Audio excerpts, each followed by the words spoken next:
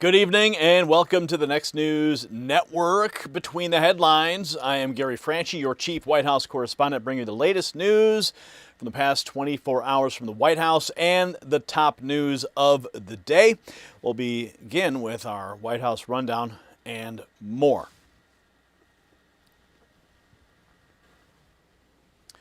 Good evening. I'm Gary Francesca, Next News Network Chief White House Correspondent, delivering the latest White House news from the past 24 hours in partnership with Trump Daily Post. And the headline today, President Trump formally installed Jay Clayton as the nation's new Director of National Intelligence, tightening the administration's national security team as the White House kept pushing its message of manufacturing strength, border control, and America First political momentum.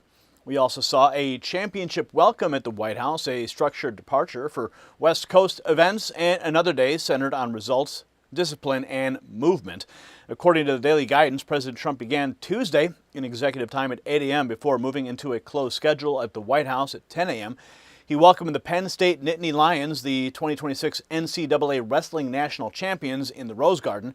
At noon, he held a policy meeting in the Oval Office. Then 1 p.m., the president presided over the formal swearing-in of Jay Clayton as the 9th Director of National Intelligence, a key personnel move that places a Senate-confirmed leader atop the intelligence community as the administration stresses security oversight and an end to political weaponization.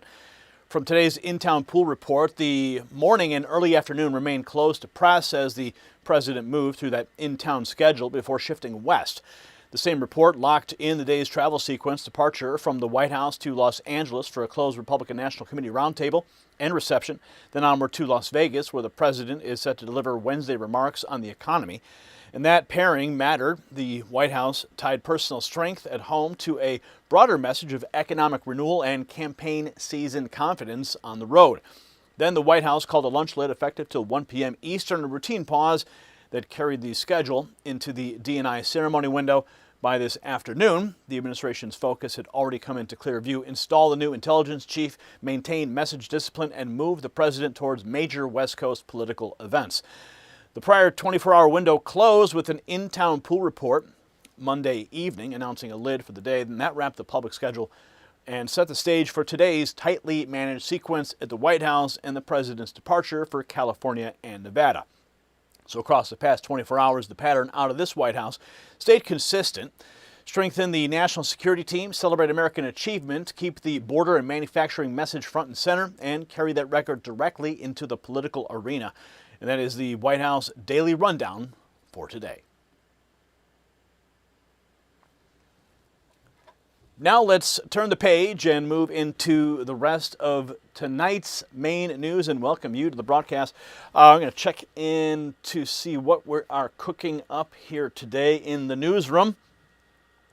Okay, so we've got big news on, this is wild. The Democratic Socialists of America, they want to guillotine us all. How nice is that? So we've got some clips on that. President Trump's warning about what's coming, and just outrageous remarks that, quite frankly, might make you rather upset. And then we also have new news on Dr. Fauci, as his date with destiny comes ever closer. And this Thursday looks like it's going to be the day. And we have some major arrests that were just made by the Trump administration in Philadelphia, and we have the details on that. So that being said, we're going to get into the news. Pothead Kenny, the horizontal thing doesn't look right. It's squeezed into the middle of the screen. Brian, did you push the wrong stream ID to the wrong vertical?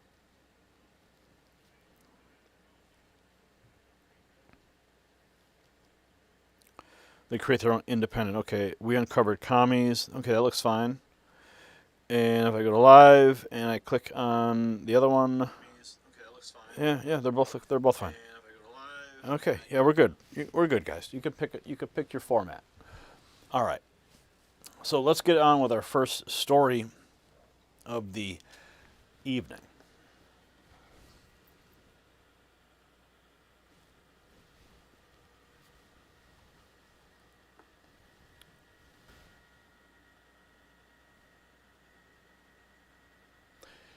Nicolás Vargas of the DSA said Democrats should throw them out in the street and guillotine them. And that's not some random internet troll. That is a Democrat socialist organizer spelling out the playbook while Donald Trump warns Democrats skipped socialism and went directly to communism. And wait to see which Democrats still welcome this crowd in. We're talking about 25 million people came in under Joe Biden, and President Trump said America could be Spain next. And that number hit me hard because while Trump shut the border down and said, now we haven't had one person come in, the Democrat coalition kept opening the gate to radicals who want chaos right here too. And look at the pattern. Nicolás Vargas pushes guillotine talk. Abdul El-Sayed shrugs and says DSA belongs because you want voters. And Francesca Hong vows force and fury against ICE while ripping the police. And that's not fringe, that is the coalition. And when Trump says that Biden let 25 million people in, and these people want to tear the country apart, I think about energy because you feel that fight in your body. I dug into red light therapy after researching it with Jonathan Otto. He broke down mitochondria as the cellular batteries for our body, and why red and near infrared light therapy is a well-researched tool that supports cellular batteries, creates more energy, and reduces stress at the cellular level while supporting natural repair process under real pressure.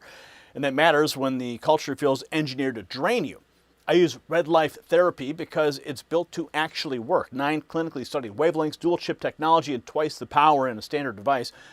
Go to myredlight.com/NNN. Use NNN Rep 25 for individual items, NNN Rep 30 for bundles. Stock is limited, and weak people surrender. Nations, strong people, defend them. Now, Abdul El-Sayed said the quiet part out loud, you want voters, and there it is. He didn't reject the Democrat socialists. He invited them in because the party wants the numbers. Watch how that one sentence blows the whole fringe excuse to pieces when we get to the clips. So President Trump warns the U.S. could be just like Spain if Democrats regain power. Check this out from the Oval Office. Be very careful with the whole socialist thing. I think in many cases it's much more than socialist. They skipped socialism, they went directly to communism. But when I saw what happened in Spain, I said, you know, we had a version of that. You could say much worse. We allowed 25 million people under Joe Biden, the Democrats. We had open borders, and countries all over the world, almost all of them, sent people that they don't want into our country. And we've gotten a lot of them out, and we're getting more, including murders. And I always said 11,888. That was the number of murders. Many of them committed more than one murder. And we're going to be just like that if you put these lunatics in that I see running for office. We had an open border a year and a half ago. We had the worst border in the history of our country. Now we have the best border. We haven't had one person come in, and this is done by the Democrats, not by left-leaning people. They do charts. And they have, in 15 months, not one person has come in through our southern border illegally. Now, that's pretty amazing. I'd say maybe 10, maybe 15. They say none. And believe me, if they did, they'd love to report it. So that is President Donald J. Trump there in the Oval Office. And then we have this. The radical left, this is from Trump Daily Post, is pushing communism. We will never let it take root in America. And then this is the shocking remark from Nicolás Vargas, a member of the Central Brooklyn DSA, explaining the broader vision behind the abolish rent movement. Quote, kick them out or throw them out in the street and guillotine them. When someone is casually talking about decapitating political opponents in the street, you either run for the hills or kick them out of your movement. Instead, Vargas' remarks are treated as perfectly normal for the Democrat Party. Have a large enough constituency in these tenant unions to actually, force with leverage that, if they don't kind of pass or push, these legislations that will, kick them out or throw them out in the street and guillotine them. And then we need those kind of strong numbers in that constituency, but also that socialist way of life and that ability and that militancy to be ready to withhold your rent and withhold your labor with your neighbors, in order to get these, hard fought legislative stuff or even rent strikes to get enacted and to get pushed. That's how we got the eviction moratorium and how we got the extensions. That's how we got right to counsel in the 2019 tenant laws. So not only... Yeah, so that's his solution. Don't follow with us, then we're just going to throw you in the street and guillotine you. And then we have this. This is someone running for the gubernatorial primary in Wisconsin. And even David Axelrod says, it's answers like these that can cause many to think if this chef wins the gubernatorial primary in Wisconsin, Democrats may be cooked. Even David Axelrod is warning. You talked about your past positions that he keeps highlighting and, obviously likely would continue to do so before November should you win. One thing that they brought up as well was a post from you in 2021 where you said Americans should cancel Thanksgiving, should have done this in 1621. The post has been deleted. Republicans have been highlighting it. Do you still believe that Thanksgiving should be canceled? I'm a chef, and one of the first meals that I made that was for the community when I was 16 was a Thanksgiving meal. I always think my hospitality background in owning a restaurant for 7-8 years, that bringing folks around the table to share conversation and build community is always a good thing. But Thanksgiving is also a time that's incredibly painful for many people in our communities. And so I think I wanted to make sure that people understood that there are multiple views, but views can evolve. And the position that I'm running for right now, and I think my background as a chef, will actually help me become a better governor that's able to bring more people to the table. Francesca Hong, thank you for joining us. We hope to have you back on, depending on how things go next week in your primary. Yeah. Thank you so much for having me, Caitlin. So, my quality that would be best suited to govern the state of Wisconsin is that I'm a chef and I can bring people around the table. But I also hate Thanksgiving because it's such a painful holiday. Yeah, good luck with that. David Axelrod sounding the alarm. And we're also sounding the alarm over Abdul El-Sayed. He welcomes the Democrat Socialists into the Democrat Party. Elon Musk's America PAC posting this clip. Is the DSA part of the Democratic Party in Michigan? I'm not DSA. I know you're not. But if folks from the DSA want to be part of the Democratic Party, I would imagine that anybody would want them there, right? Because you want voters. Like this idea that somehow we are going to win elections by pushing people out seems to me to be inconsistent with the way that democracy works. You want a coalition of all people. You want a coalition of all people, even the people that want to guillotine you in the streets, I guess. And then Trump Daily Post reminding us that if we lose freedom here, there's no place to escape to. This is the last stand on earth. Ronald Wilson Reagan. Remember those words because that's where we're headed if these Democrat socialists, or I should say communists, actually take root. And they are taking root in the Democrat Party. And going back to our chef friend, Francesca Hong. Yeah, so not only does she know how to bring people around a table and cook a good meal, she also wants to dismantle law enforcement. Police officers enforce the law with state-sanctioned violence and then get excused for violating people's rights because they aren't expected to know the law. Minneapolis police spent nearly $5 million implementing trainings, increasing diversity, repairing to strengthen frayed relationships between cops and communities. It didn't work. We have to dismantle police unions, end qualified immunity, and start funding social services that work with domestic abuse cases, family services, and public education. Our state needs to ensure resolutions and accountability boards where the decision-making power is in the hands of representatives of those communities. And each city should have local control of how they dismantle their police systems to rebuild new community control systems rooted in preventative care and reducing harm. Defund the police, protect Black lives, and build a care community. This is what we need. Maybe she didn't get the memo. Black Lives Matter has been over for a long time. She's still clinging to those old talking points. Maybe her best place is in the kitchen and not on the campaign trail. Yeah. So she is a Democrat socialist, inciting violence against law enforcement to defend criminal illegal aliens. Here, we got a stump speech from her. And I assure you, I will be fighting to protect every single Wisconsinite because I'm the only candidate in this race who will meet ICE with the force and fury required to keep us all safe. Really?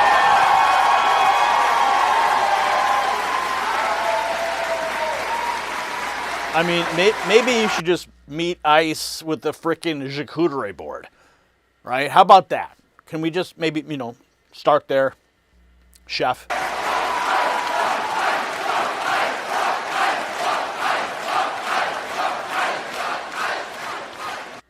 Yeah. And then we have more from that same stump speech, because apparently Donald Trump is a fascist. And this is more language on the campaign trail from our chef from Wisconsin. And our money and our power cannot be given away to the wealthy, but driven towards the things that make each and every one of our lives better. We will defeat Donald Trump and drive a stake through the heart of fascism. Good luck with that. So Francesca Hong vowed to meet ICE with the force and fury required after demanding police unions be dismantled and after promising to drive a stake through the heart of what she calls fascism. And when you stack that next to Nicolás Vargas barking about guillotines and Abdul El-Sayed opening the Democrat Party doors because you want voters, Trump's warning lands like a hammer. They skipped socialism, went directly to communism, and they will drag this country there if we let them. You see, Democrat leaders, they need to answer for Nicolás Vargas, Abdul El-Sayed, and Francesca Hong by name. No more hiding behind the word coalition while one wing screams about guillotines, another welcomes DSA votes, another vows force and fury against ICE while ripping cops apart.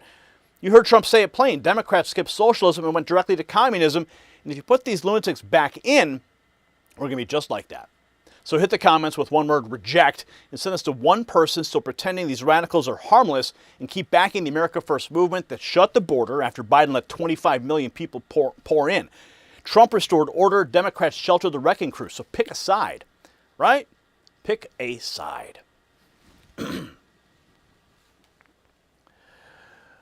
Now, an important announcement, because if Nicolás Vargas is talking about a guillotine, and Francesca Hong is promising force and fury, if that lit you up, get closer to the action.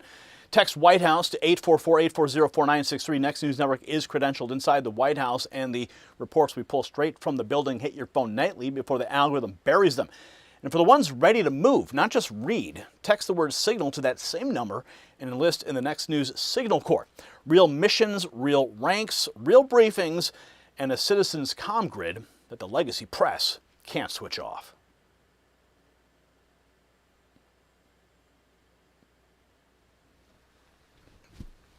All right, Brian. I think we nailed it. All right. I think we're getting closer to it all. Okay, I know what you want me to do. You want me to go to here. I get it. Okay. All right. Okay, so we're going to be moving into our next story.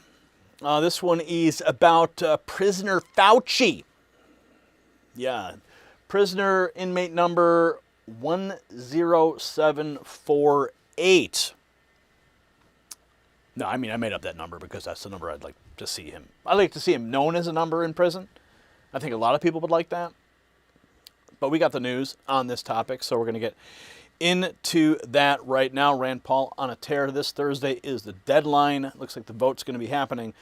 And, Fauci's going to have to change his depends a couple times this week, I'm sure. All right, so let's get into it, Brian.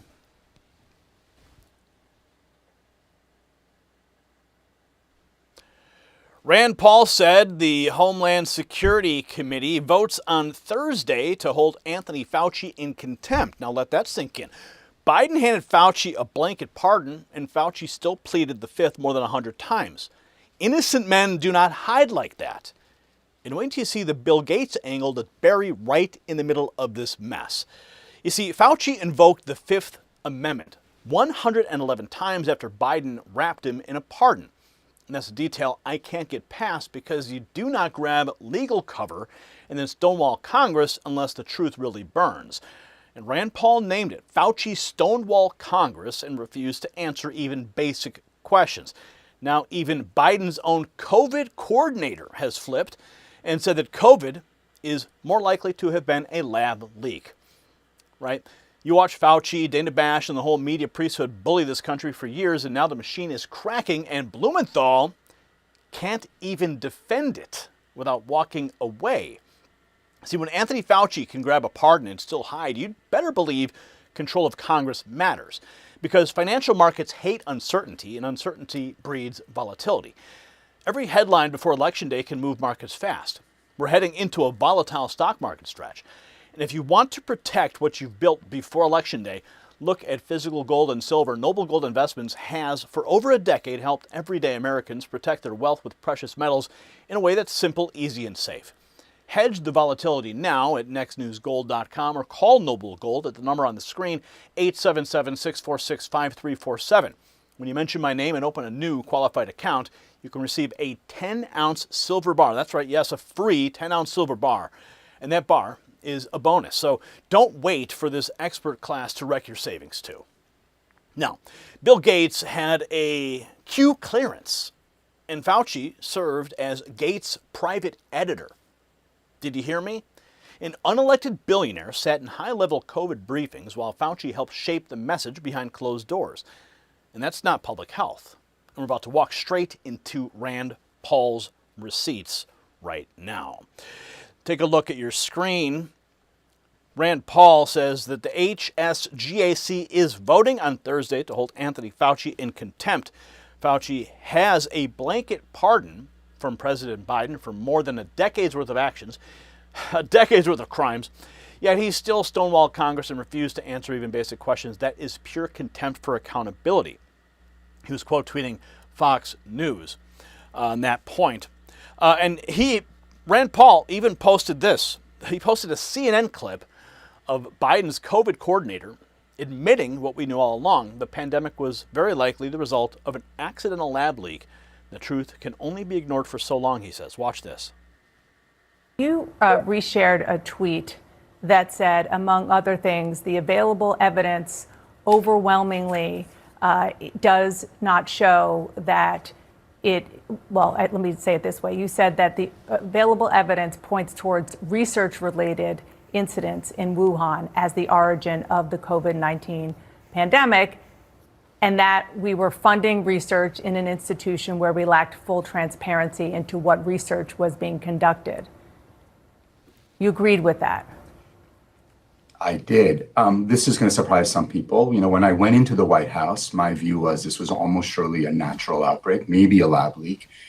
Based on information I learned and based on information I've seen, I have come to conclude that it is more likely to have been a lab leak. Here's the bottom line. No one in the United States knows for sure. The only people who know for sure are officials in China. And we still need transparency and accountability on that. So that is my best assessment. I'm not suggesting I know for sure, but I'm saying my best assessment is that it probably was a lab leak. Wow. Biden's own boy, his own COVID boy, says, yeah, likely lab leak. My view, it was almost surely a natural outbreak, maybe a lab leak based on information I've learned. And then we have this RFK. You just saw Dana Bash. RFK called her out over the weekend for the media's role in lying to America about COVID. This is an absolutely brutal roast. RFK, man, go. Job is telling the truth to the American people. I see my job as telling the truth, and the truth is that there is study after study after study. It's one of the most studied things out there in science. You're repeating and it it like a parrot. You're repeating it like a parrot. I've actually read the science. You don't want to come back here and debate the science. I'm not debating this with you. Of course you won't. No, because I'm not all debating. All you know how to do is repeat things that people told you and say, trust the experts. That's what you did during COVID. Now we know that Anthony Fauci, who was the expert, was lying about everything, about masks, about social distancing, about natural immunity, about the transmission from the vaccine, about the source of COVID. He was lying, and you were punishing people for not trusting the experts. And now you're rolling out the experts again to talk about something that you have no personal knowledge of. Okay, well, guess what? That is my job, to talk to people. Your job is to Am I tell the allowed truth to talk? to the American Yes, public. yes. And my job And is to to be- get as and much to- information as I And to can. maintain what we were doing, a posture what we were of doing, fierce skepticism what we toward were government doing authority. in COVID and still, with regard to these vaccines, is getting the best information, the best science that we can. Oh, God bless RFK Jr. holding Dana Bash's feet to the fire. That was absolutely beautiful. Oh, my goodness. I could watch that on repeat, man. And speaking of people that speak truth to power, Victor David Hansen laying into Fauci. We got this short one here. Fauci lied. People died. We know that to be true. Let's check out what Victor David Hansen has to say. Have an incriminating record written by Fauci himself. He is a narcissist. 9,000 to 10,000 people are dying a day. He's talking about whether he's going to be eating with Jake Tapper that night. That's against Fauci's own rules of social distancing. He talks about all the awards he could get, how he could angle to get 1 million here, 500,000 there, how wonderful he was on CNN. He's the most important, famous man in the nation, maybe the world. It's just egomania. In his own admission, he calls in 12 expert virologists and he asks them, where did this come from? 10 out of 12 said it had to be made in the lab. And he admits this in his diary, and then he goes out and for the next 2 years promulgates this myth that it came from a dead pangolin. He helped fund this lab to enhance viruses without proper safety considerations, and he wanted nobody to know that he was involved. He was assuring us that if you got vaccinated, you would not be infectious, nor would you be infected. He was infected a few months after he was inoculated. He didn't tell us that he had a severe side effect of pulmonary embolism. He said in his diary, Scott Atlas was right that the schools are not spreading the virus and need not shut down. Everything he did to increase his power and fame and riches ensured his destruction. And he will go down in history as someone who abused his position, lied to the American people, and adopted policies that tragically led to more deaths than were necessary. Unbelievable. We will never forget the crimes of Dr. Fauci, and that's why that vote this week is so important. Senator Rand Paul also bringing up an important point today that you need to know about. I mean, we've always been critical of Bill Gates and his, why was he like somehow the authority during COVID? Senator Rand Paul making it clear Bill Gates had no official public health authority, yet he was given a seat at the table in high-level COVID briefings and played a direct role in shaping America's pandemic response. Private billionaires should not be steering national policy behind closed doors. Bill Gates is not a doctor, okay? The only viruses he knows about are the ones that he puts in your frickin' computer. And apparently Bill Gates had a Q clearance and a private editor at NIH. Yeah. And then we have this from the Vigilant Fox. Aaron Rodgers just going on a tear on ESPN. Now, for the ESPN minders, this is considered fair use. All right? Because we're doing commentary on news that was produced by your outlet. So take it easy when you decide to give us a claim for this. I was called a murderer because I was platforming Aaron Rodgers, who was making the decision that was best for himself. So as soon as I see all this start happening with Fauci, I knew that, boy, you were certainly having a time because your name was slandered. You were called a murderer. You were called a lot of things. I was endangering my teammates and this and that. Now look what happened. We talked about they suppressed early treatments. They lied about where it came from. Tony Fauci's writing in his journal about, I don't want to, create any vaccine hesitancy if I tell them what the actual stats are. How many papers have been written? How many McCulloughs and Malones and all the great doctors out there who actually did treatment on the front end and repurposed drugs that are the safest profiles in the world. But no, Tony Fauci pushing his medicine just like he did back in the 80s. And now, when you have an auto pen pardon. Hey, Jay, you know what happened. You have an auto pen pardon. But and you can't answer one question. Hey, now real quick, not even your name. I mean, come on. What are we doing? Can we do this real And how quick? much time did the network spend on that? Hey, can we do something for you real quick? How much time? Wow, truth bomb after truth bomb. Dude, Aaron Rodgers knows his stuff. He knew the doctors, he knew the auto pen. I mean, he just on point. Ron DeSantis weighing in, Fauci should be held in contempt. He received a blanket pardon and had no basis to invoke the fifth. He was replying to Fox News, who was reporting about Senator Rand Paul moving to hold Fauci in contempt of Congress after Fauci invoked the Fifth Amendment over 100 times during last week's Senate hearing. And then we have this from Lindell TV. Oh, yes. Well, this is Senator Blumenthal on the run, asked point blank about Fauci pleading the Fifth 100 plus times. Allison Steinberg in the know, just stalking these swamp creatures. Just a quick question for you on Fauci. I know you were a part of the hearing last week where he pled the Fifth 111 times. Does that concern you at all? I mean, the fact that, it's now been proven the vaccine caused far more harm than good. Shouldn't Fauci have, actually spoken during his hearing? The vaccine caused more harm than good? Yeah. Is that your view? Well, that's just the truth. Okay. Do you know about the millions of people that have suffered adverse reactions and have died from the vaccine? I am concerned that we do need an investigation into the serious questions raised by COVID-19, how it originated, how it spread, how we might have acted more effectively. Mm-hmm. So are you disappointed with Fauci's, answers or lack thereof in the hearing last week? I'm disappointed that we have so far not had that kind of investigation, a serious inquiry into the origins and the ways it spread and what could have been done more effectively to save lives. I mean, he admitted, there's many inconsistencies in his own diary. I'm not commenting on Dr. Fauci, but I do think we need a serious inquiry.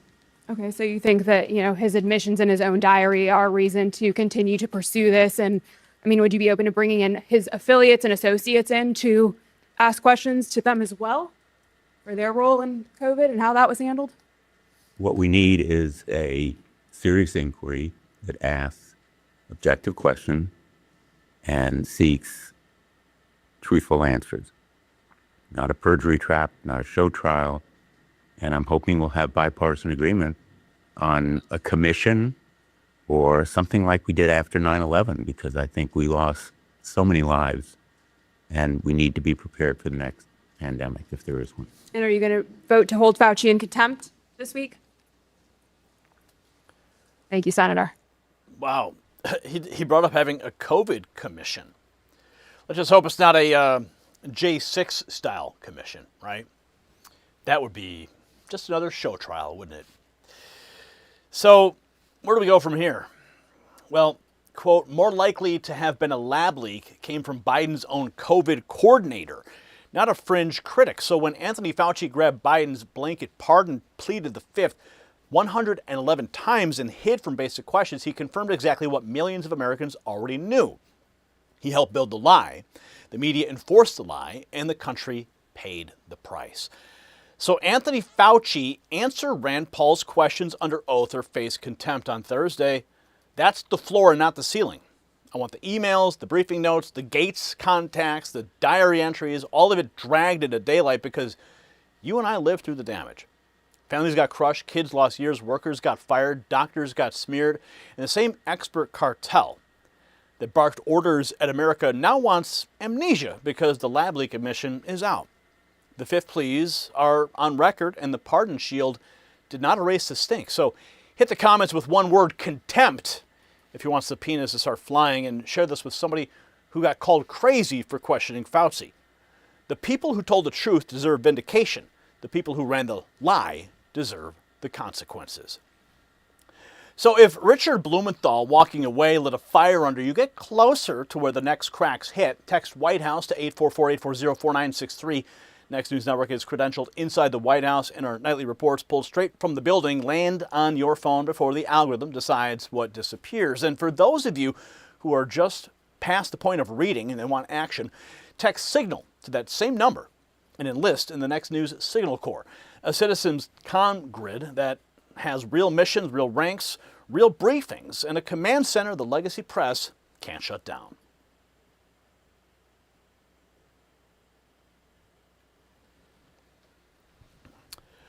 Okay, we are rocking and rolling, Brian. I think we're finding a groove here. Last night was a little rough out the gate, but here we are.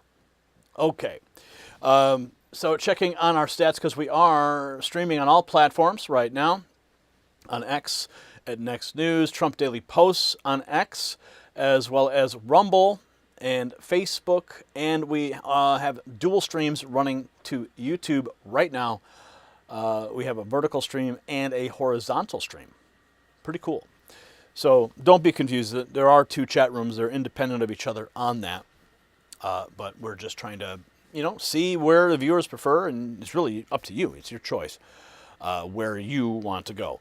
So we're going to go ahead and jump into our next topic because arrests have now been made, 19 to be precise. President Trump got them, my friend. So we're going to get into that right now.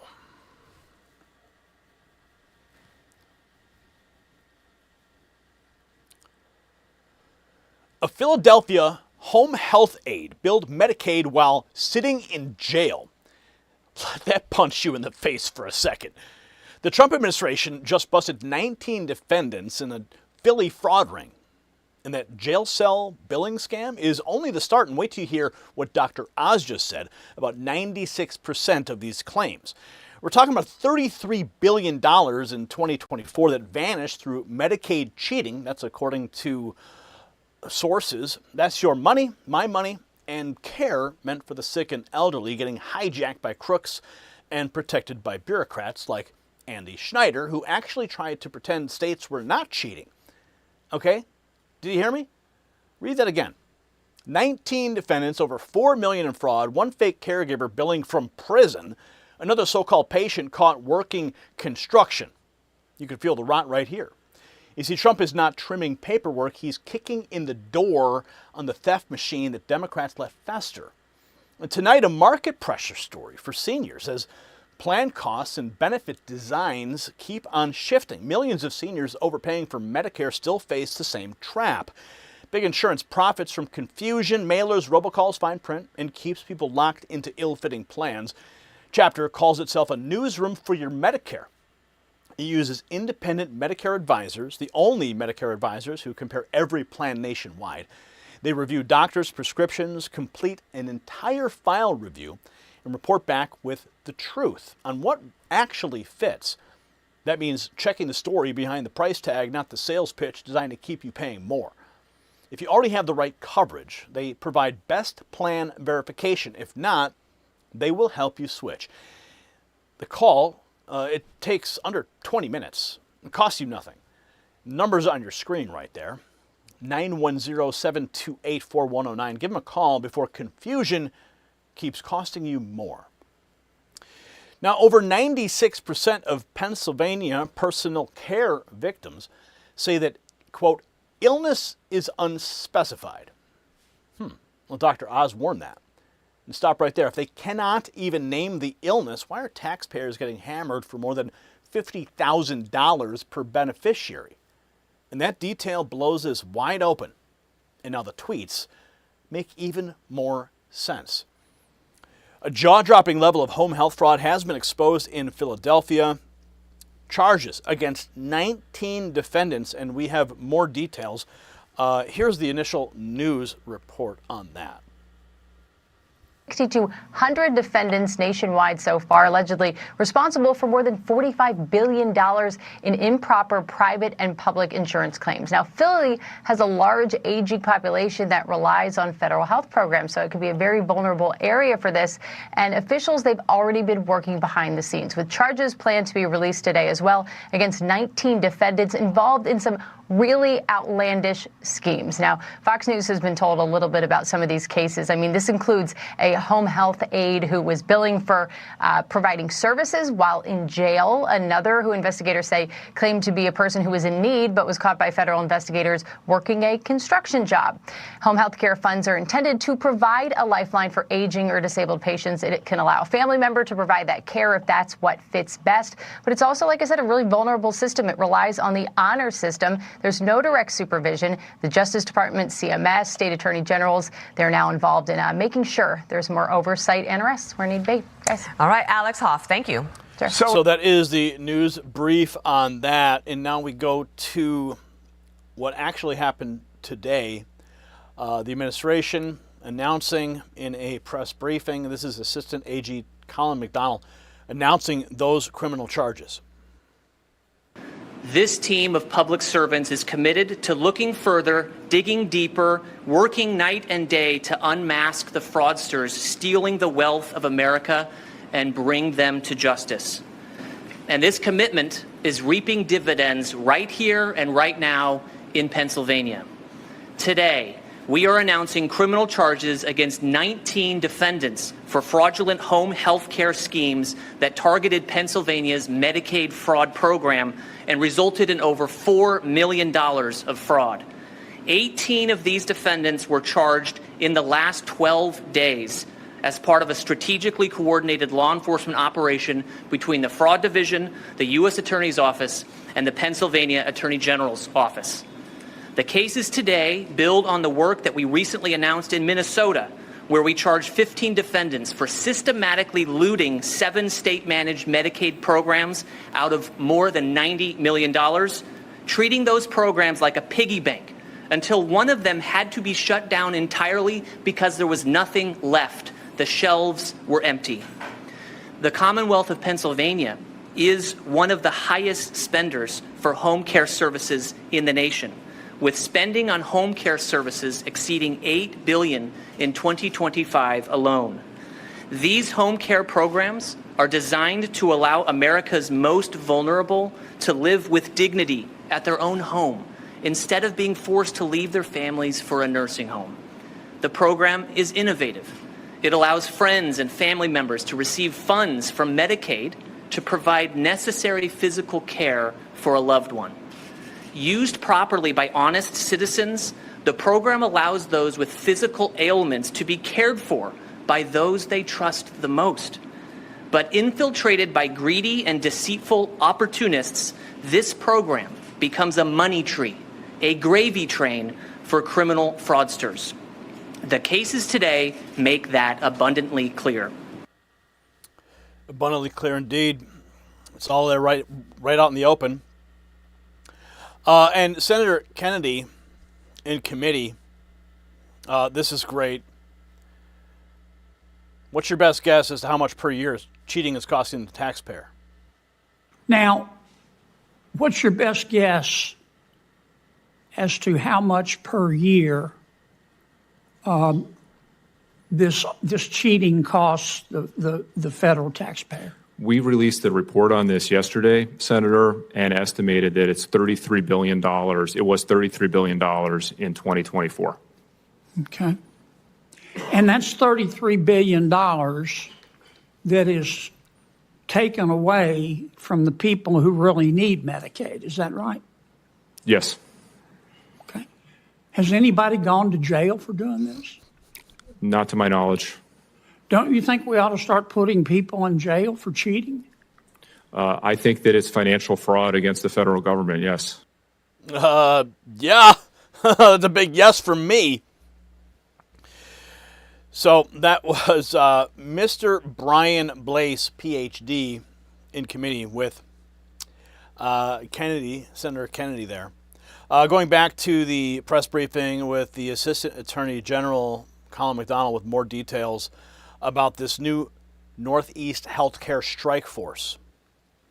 Another step in our growth plan, we are announcing today that our Northeast Healthcare Strike Force team is expanding here to Philadelphia. This will place dedicated fraud prosecutors right here to further root out the fraud in Pennsylvania. This district has a long-standing tradition of not only prosecuting egregious frauds like the ones charged today, but also a history of excellent corporate enforcement, both civilly and criminally. In fact, today the U.S. Attorney's Office is announcing charges against not only individuals, but a company, a home health agency that participated in the fraud. We are proud to join in partnership with U.S. Attorney Metcalf to ramp up our collective efforts to root out fraud here in Philadelphia and across Pennsylvania. This remains the early stages of the build-out of our fraud-fighting team, with the support of President Trump, Vice President Vance, and the White House Task Force to Eliminate Fraud, Acting Attorney General Blanche, and the entire fraud-fighting apparatus. The Department of Justice will continue expanding our reach across the country to pursue all fraud, no matter how large, no matter how small, no matter how hard. You know, it breaks my heart to even think, these guys are doing so much work. President Trump's administration, they're fighting so much fraud, and they're getting ahead of it. They're saving taxpayers so much money, millions, billions of dollars, really. And to think that if we lose the midterms, if we lose the White House in 2028, I'm afraid that all of this progress is going to be destroyed, and the fraud machine will be turned right back on. Because that fraud machine is part of the problem. You see, that money gets laundered back out and ends up in the Democrat coffers for campaigns and contributions to organizations that are run by these different swamp creatures. I mean, just look what happened in Minnesota as a test case, right? All that money, and these fraudsters who were meeting with people like Walz and Ellison and Omar were taking pictures with them. And then they get arrested. Now, how do they get that access? A lot of them made donations. And that donation came from taxpayer money that was swindled through these programs. So it's a money machine that these Democrats need to keep employed to maintain their power structure. It's a sick, twisted cycle. President Trump is shutting it down. So that's why the midterms in 2028 are going to be the biggest fight that we've ever seen to maintain the progress and to maintain the dismantling of this fraud machine that has continued to destroy this country for decades. So continuing on, we have more from Senator Kennedy. This is a great exchange. What planet did you parachute in from? Sir, I'm sorry. Don't you think we ought to put people in jail for cheating? Senator, I do not believe states are cheating. You don't believe they're I do cheating? not believe All that. right. If they were cheating, what planet did you just parachute in from? Sir? Sir, You don't I've worked believe on states this. are I've cheating? worked on this program for a long time. But I'm be it's sure to not understand, perfect, you don't but believe states do not you don't cheat. believe states are cheating. I do not believe states are Do cheating. you believe in the tooth fairy? Sir? Do you believe in the Easter Bunny? Do you believe that Jimmy Hoffa died of natural causes? You're not answering. I do not believe states are cheating in their administration of the Medicaid program. Okay. I'm glad you have some water in front of you because your pants are on fire. Oh, man. That guy is a national treasure. There's no question about that. And now we're moving on. We got a clip from Dr. Oz coming up, but first we're going to go to the Deputy CMS Administrator, Kimberly Brandt, with a major update on the hospice fraud crackdown in California under the White House Fraud Task Force. To build on that with an update on one of the areas where we've made the most progress, hospice. Since President Trump took office, 1,076 hospices have been removed from the Medicare program in California alone. This represents a 47% reduction in the number of California hospices compared to the peak during the Biden administration. To put that in context, Los Angeles County alone had more than 1,850 hospices. So these are hospices that are no longer under review. They're not on a a watch list, they are gone, thrown out of the program entirely, unable to build Medicare, unable to touch another taxpayer dollar, unable to take advantage of another vulnerable beneficiary. So that was the Deputy CMS Administrator Kimberly Brandt with the update in California. Now we're going to cut to Dr. Oz with his, it's a longer cut, but it's important. Dr. Oz is obviously one of the driving factors behind this with J.D. Vance. Of course, we have to give acknowledgement to Nick Shirley for really, breaking the dam wide open in Minnesota, which has now led to this nationwide dragnet. But let's go to Dr. Oz. We're facing a personal care services crisis around the country. The surge in enrollment of individuals in these programs is stunning. So shocking, we have to double check our numbers. We don't think it's possible that it's happening, but it is. In California and New York, the number1 job in the entire state is personal care services. Guess what? It's good to be home, because it's true in Pennsylvania too. 50% dramatically more people serving in the personal care services space, that's home care, than is in retail. That's where Pennsylvanians are going. It's becoming a jobs program. Medicaid fraud in this state is costing taxpayers for care that was never delivered, or even worse, harmful. It's costing patients their health, their trust in a system that was built in a high-trust environment, a place we all thought that we would be able to be safe, because who would steal from the poor? As Colin outlined, many people, unfortunately, are doing just that, and we're coming after them. What we're exposing today is a diabolical breach of trust, a violation of the sacred bond between patient and caregiver. It is a catastrophe that can only be dealt with in the way we'll be outlining for the rest of this presentation. Today's defendants included an aide who billed Medicaid for care claimed to be delivered while they were in jail, or while they were being arrested, or while they weren't in the country. The list goes on and on, one more disbelievable than the next. And it's not just individuals. There's a home care agency, 2 owners who are charged with billing Medicaid hundreds of fabricated clock-ins. Again, care that was never delivered at all. And we have evidence of that. CMS's job is to make sure this money reaches the people who actually need it. That's the grandmother who desperately needs this money to stay out of a long-term care facility. It could be a vet who relies on this to get help because he's stuck in bed. All these individuals deserve our love and support, not the criminals who have hurt them. We've reviewed Pennsylvania's personal care billing trends. I'm going to give these numbers to you slowly because they're really important. This is the federal government's data on Pennsylvania. Pennsylvania ranks 5th nationally in average monthly payments, both per beneficiary and per provider. That is way out there. Being number 5 in both those categories. More expensive, that is, in 45 states. Over 96% of personal care claims here are illness unspecified. That's how they're titled. So we can't track them. It doesn't help if the U.S. Attorney or the Attorney General can't possibly find the fraud because people aren't actually telling us what they're really doing. We have to change that history that's evolved here into the norm. And finally, average payments per beneficiary, more than $50,000.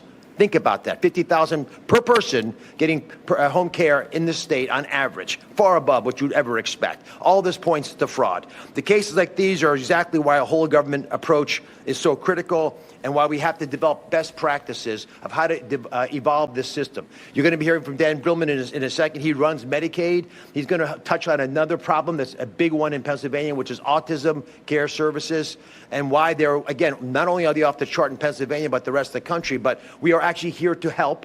We're giving you a toolkit that will allow the state to be able to tell what's good, what's not, what's foul, what's fair, so we can identify the best use of our funds.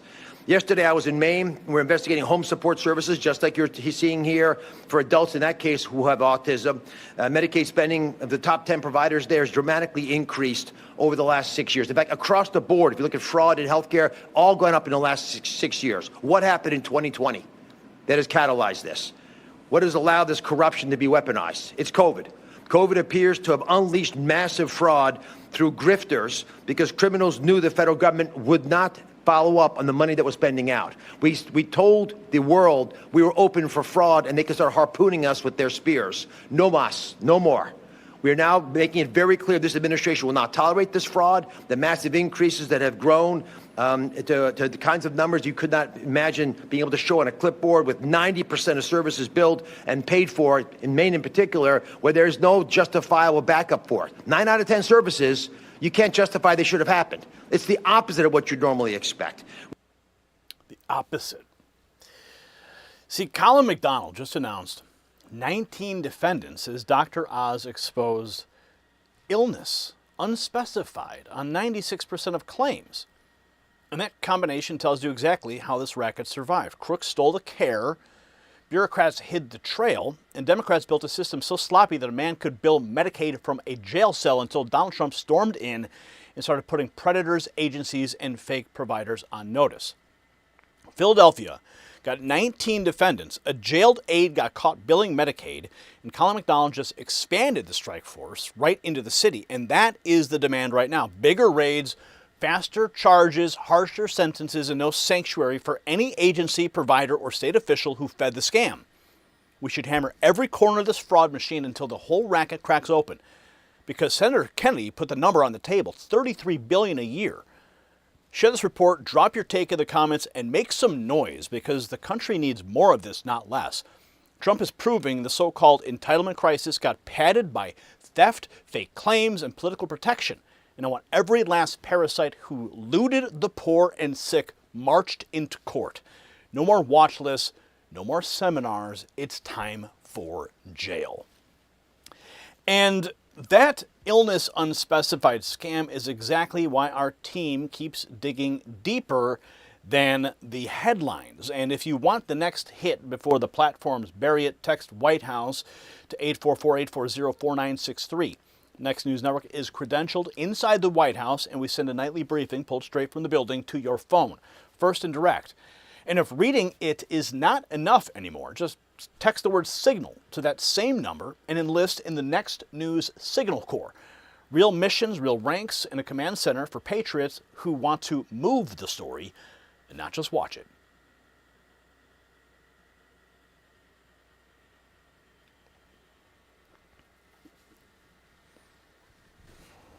All right, so that is a wrap for the broadcast. Thank you guys for joining us. A lot smoother than last night, I should say. So we're going to keep on keeping on here, and I hope you guys like the new format, the new style, the new graphics, the new layouts. Like I said, Brian and I spent a considerable amount of time getting it, especially getting this specific camera set up for you. Wasn't easy. Yeah. Wasn't easy to do, but we figured it out. And I couldn't do this work without Brian working late nights with me.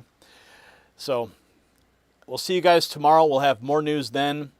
And make sure you check out our shorts too. We're posting those, the new format, the new shorts, trying to get a couple of those out every day as well. And a little bit more substantive information there. Clips, information, all kinds of good stuff. So make sure you check those out. And if you still have questions about the Signal Corps, that video is still posted on our homepage on YouTube. And I think you'll really enjoy it once you take a peek inside. In fact, I just incorporated some new features today. One of them is a formal briefing that you could actually share to X that will give details about a specific video.